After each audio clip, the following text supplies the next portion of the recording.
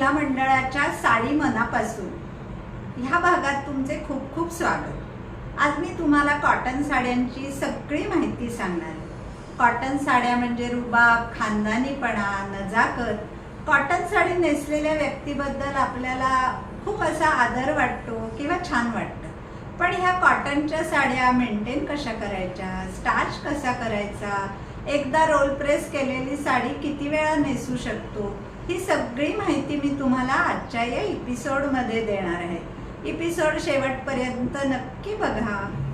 प्रथम मी तुम्हाला कुठल्याही साडीवरचा डाग पटकन काढून टाकण्यासाठीचं एक छान इझी मिश्रण सांगणार आहे। 1 टेबलस्पून भरून व्हिनेगर घ्यायचं, आपलं कुकिंग व्हिनेगर, आणि त्यात कुठलीही शॅम्पूची एक छोटी जी सॅचेट मिळते ती घालून थोडंसं पाणी घालून ते मिक्स करून आपल्या छोट्याशा स्प्रे बॉटलमध्ये ठेवायचं।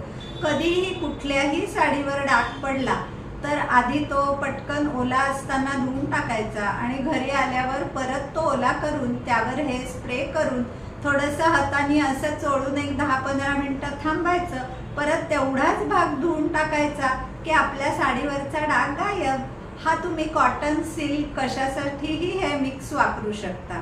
दुसरं, तुम्ही कधी कधी थोडंसं टूथपेस्ट त्याच्यावर लावली तर त्यांनी सुद्धा डाग जाऊ शकतो, टाल्कम पावडरने जाऊ शकतो।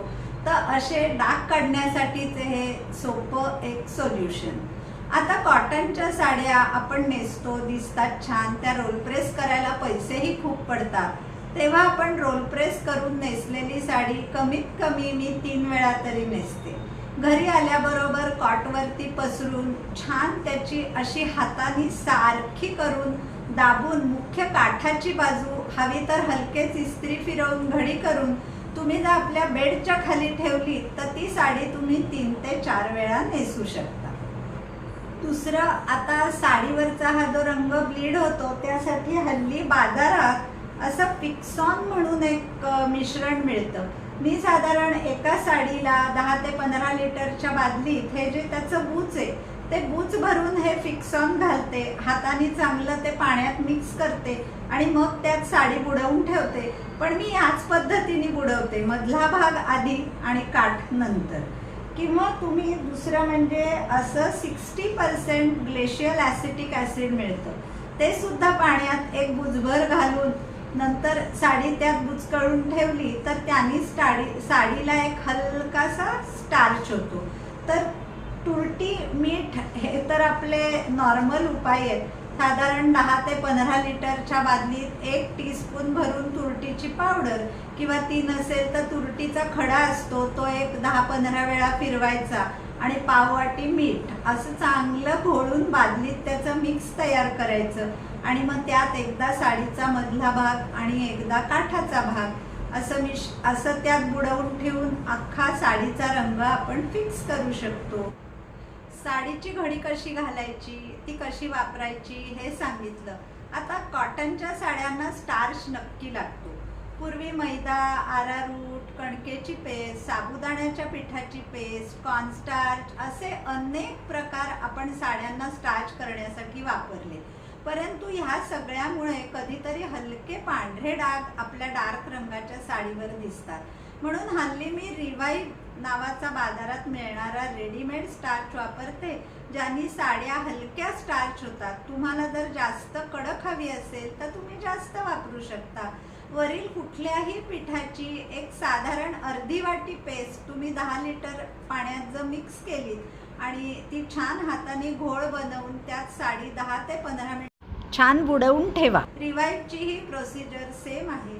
साडी बाहेर काढून हलके हलके पिळून, शक्य असेल तर एकेरी वाळत घाला, नाहीतर दुहेरी वाळत घाला आणि ती आंबट ओली असताना घरी इस्त्री करणार असाल तर त्यावर इस्त्री फिरवा, म्हणजे ती सुरेख इस्त्री होते आणि स्टार्चही मध्यम बेताचा होतो, जो कडक होऊन आपल्याला टोचत नाही।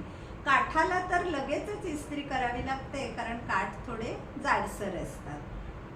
तर अशा प्रकारे आपल्या कॉटनच्या साड्यांची काळजी कशी घ्यायची हे मी तुम्हाला सगळं सांगितलं। उन्हाळ्यामध्ये कॉटनच्या साड्या नक्की नेसा, किंवा कॉटनचे ड्रेसही तुम्ही ह्याच प्रकारे मेंटेन करू शकता।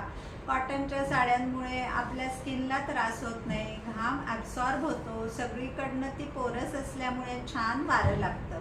आता पुढच्या साडी मनापासूनच्या भागात खूप इंटरेस्टिंग आहे तो, त्यामध्ये पुण्यातल्या अप्रतिम ब्रँड गेली 40 वर्ष चालवणाऱ्या मीना इनामदार ह्या आपल्याला वेगवेगळ्या कॉटनच्या साड्या कुठे मिळतात, कशा मिळतात, त्यांच्या साधारण किमती काय असतात यासंबंधी माहिती सांगणार आहेत।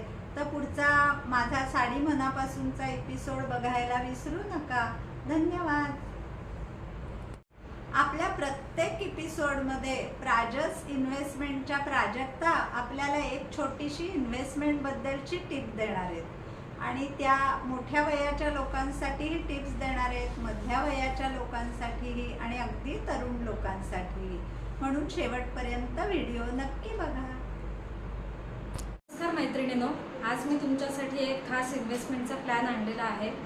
फक्त 15 वर्ष तुम्ही पैसे भरायचे, दरवर्षी 1-1 लाख रुपये असे 15 वर्ष पैसे भरा आणि दर 2 वर्षांनी तुम्हाला 22.5% त्याच्यावरती व्याज मिळणार आहे आणि 25व्या वर्षी तुम्ही भरलेले पैसे प्लस त्याच्यावर 7% गॅरंटीड व्याजदर असे मिळून तुम्हाला 25व्या वर्षी एक मोठा फंड मिळणार आहे।